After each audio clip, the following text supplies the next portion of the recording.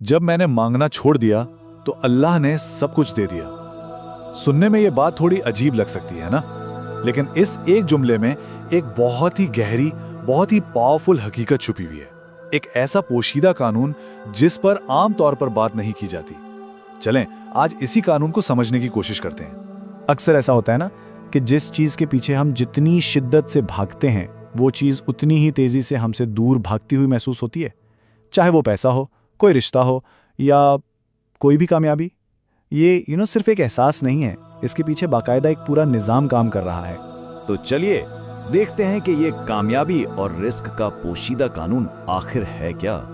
देखें, ये वो कानून है जिसका जिक्र कुरान में भी मिलता है, और हैरत की बात यह है कि अब मॉडर्न साइंस भी इसकी तस्दीक कर रही है। तो ये सिर्फ कोई रूहानी बात नहीं रह जाती, इसकी जड़ें सीधी हमारी बायोलॉजी, हमारे दिमाग और यहाँ तक कि हमारे हार्मोन्स तक जाती हैं।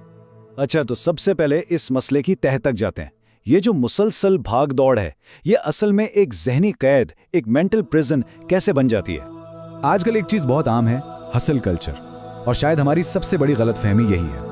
हमें सिखाया जाता है कि बस भागते रहो और मेहनत करो और तेजी से काम करो, तभी कुछ हासिल होगा। लेकिन हकीकत इसके बिल्कुल बिल्कुल उलट है। जितनी शिद्दत से किसी चीज को पाने की कोशिश की जाती है ना, उतनी ही वो हमसे दूर चली जाती है। और इसके पीछे जो साइंस है ना, वो वाकई बहुत दिलचस्प है। मुसलसल फिक्र, हर वक्त की टेंशन, ये लफ्जी तौर पर लिटरली हमारे दिमाग को कोई भी हल देखने से अंधा कर देती है। अच्छा, तो ये होता कैसे है? देखें, जब हम किसी चीज़ के पीछे पागलों की तरह भाग रहे होते हैं, स्ट्रेस में होते हैं, तो हमारा जिस्म ना एक फाइट और फ्लाइट मोड में चला जाता है, यानी लड़ो या भागो। इसे ट्रिगर करता है हमारा सिंपैथेटिक नर्वस सिस्टम, और जब ये ऑन होता है तो हमारा जिस्म कॉर्टिसोल नाम के स्ट्रेस हार्मोन से भर जाता है। और ये कोर्टिसोल इतना खतरनाक है कि हार्वर्ड मेडिकल स्कूल की रिसर्च के मुताबिक अगर ये स्ट्रेस लंबा अरसा रहे तो ये हमारे दिमाग के उस हिस्से को जो मसाइल का हल ढूंढता है, उसको फिजिकली, जिस्मानी तौर पर सुकेड़ देता है, श्रिंक कर देता है। इसका मतलब क्या हुआ? मतलब ये है कि ये भाग दौड़ हमें रास्ता दिखाने के बजाय रास्ता देखने की सलाहियत ही हमसे छीन लेती है। कितनी अजीब बात है। तो ये तो हो गई साइंस की बात। अब आते हैं रूहानियत की तरफ। कुरान में इसकी एक बेहतरीन मिसाल मिलती है हजरत याकूब अलैहिस्सलाम के वाक़ये में। उनका जो मुसलसल खौफ था, वो जो कहते थे कि मुझे डर है कि इसे भेड़िया खा जाएगा, इस खौफ ने उन्हें एक सर्वाइवल मोड में डाल दिया था। ये बिल्कुल वही फाइट या फ्लाइट स्टेट है जिसे अभी हमने साइंस की ज़बान में सिंपैथेटिक नर्वस सिस्टम का नाम दिया था। और इस मुसलसल खौफ और गम की हालत का नतीजा क्या निकला? उनकी बीनाई चली गई। वो अपने गम से निकलने का कोई रास्ता ही नहीं देख पा रहे थे। तो सवाल ये है कि अगर ये भाग दौड़ एक कैद है तो फिर आज़ादी कहाँ है? इसका जवाब है सुकून की हालत में।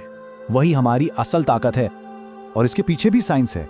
जब हम पुरसुकून होते हैं तो हमारे दिमाग का प्रॉब्लम सॉल्विंग सेंटर, जिसे प्रीफ्रंटल कॉर्टेक्स कहते हैं, वो अचानक से जैसे वापस ऑनलाइन आ जाता है, और फिर वो रास्ते साफ नजर आने लगते हैं जो पहले भी वहीं थे, लेकिन स्ट्रेस की वजह से हम उन्हें देख ही नहीं पा रहे थे। यह है हमारे जिस्म का दूसरा सिस्टम, पैरासिम्पैथेटिक नर्वस सिस्टम। इसको आप कह सकते हैं रेस्ट एंड रिसीव मोड, यानी आराम करो और वसूल करो। ये सुकून और भरोसे से ऑन होता है, स्ट्रेस हार्मोन को नीचे लाता है और हमारे दिमाग को उसकी फुल कैपेसिटी पर काम करने का मौका देता है।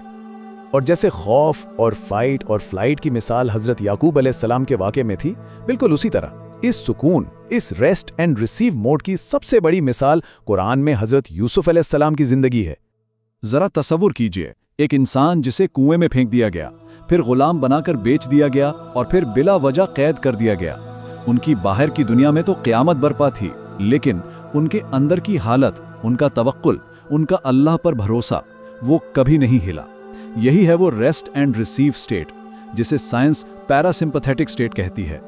असल ताकत और हर मसले का हल इसी स्टेट में मिलता है। तो यहाँ रुककर सोचने की जरूरत है कि हम अपनी जिंदगी किस स्टेट में गुजार रहे हैं। उस चेजिंग स्टेट में, यानी भाग दौड़ और परेशानी की हालत में, या फिर इस फ्लो स्टेट में, यानी तवक्कुल और सुकून की हालत में। एक हालत रिज़्क के दरवाजे बंद कर देती है और दूसरी हालत में अल्लाह वहां से देता है जहां से गुमान भी नहीं होता। ठीक है, आमतौर पे लोगों के जहन में सवाल आता है, इस रुकावट को, इस ब्लॉकेज को हटाया कैसे जाए? वो क्या चीज़ है जो हमारे और हमारे रिज़्क के दरमियान खड़ी है? इसे इस तरह समझते हैं, रिज़्क ना एक दरिया की तरह है जो हमेशा मुसलसल बह रहा है, लेकिन हमारा खौफ, हमारा शक, हमारी बेचैनी, ये सब मिलकर एक डैम, एक बंध बना देते हैं जो इस दरिया का रास्ता रोक लेता है। हमारा काम नया दरिया बनाना नहीं है, हमारा काम सिर्फ इस डैम को हटाना है। तो पहला कदम बिल्कुल सिंपल और जिस्मानी है। गहरी सांस लेना, लेकिन सीने से नहीं, पेट से। जब हम पेट से गहरी सांस लेते हैं तो ये सिंपल सा अमल हमारी वेगस नर्व को एक्टिवेट करता है। ये वेगस नर्व जिस्म का रिलैक्सेशन स्विच है। इसे ऑन करते ही जिस्म फौरन खौफ के मोड से निकलकर रिसीव मोड में यानी वसूल करने के मोड में आ जाता है। और दूसरा कदम रूहानी है। इसे कहते हैं तवक्कल इन एक्शन। अल्लाह के साथ एक किस्म का ट्रस्ट फॉल करना। बस पहला कदम उठा लें, ये सोचे बगैर कि आगे पूरा रास्ता कैसा होगा। पूरा रास्ता देखने की जरूरत ही नहीं है, बस वो पहला कदम उठाने की देर है। बाकी रास्ते अल्लाह खुद ब खुद खोलता चला जाएगा। तो इस सारी गुफ्तगू का खुलासा क्या है? वो जो अल्टीमेट गोल है जिसे फ्लो स्टेट कहते हैं, उस तक कैसे पहुंचा जाए? ये फ्लो स्टेट जो है ना, ये दरअसल दो चीजों का संगम है, जिस्मानी सुकून का और रूहानी भरोसे का। जब जिस्म पैरासिम्पैथेटिक स्टेट में पुरसुकून हो और दिल अल्लाह पर तवक्कुल और तकवा से लबरेज हो, बस फिर इंसान उस बहाव की हालत में आ जाता है जहां कायनात के खजाने उसके लिए खोल दिए जाते हैं। तो आखिर में बस इतना ही कि खौफ और हर चीज को पकड़ कर रखने का लिबास उतार फेंकें और इसकी जगह तवक्कुल और भरोसे का लिबास पहन लें, और फिर देखें कि जिंदगी में नेमतें कैसे बहकर आती हैं। बिल्कुल वैसे ही जैसे हजरत यूसुफ अलैहिस्सलाम की कमीज ने हजरत याकूब अलैहिस्सलाम की बीनाई लौटा दी थी, उसी तरह तवक्कुल का ये लिबास हमारी रूहानी और जहनी बसीरत, हमारी विजन वापस ला सकता है। अगर ये वजाहत पसंद आई हो तो इसे लाइक करें, सब्सक्राइब करें और बेल आइकॉन ज़रूर दबाएं ताकि आइंदा भी ऐसे गहरे मौज़ूआत पर मज़ीद तफसील मिलती रहे।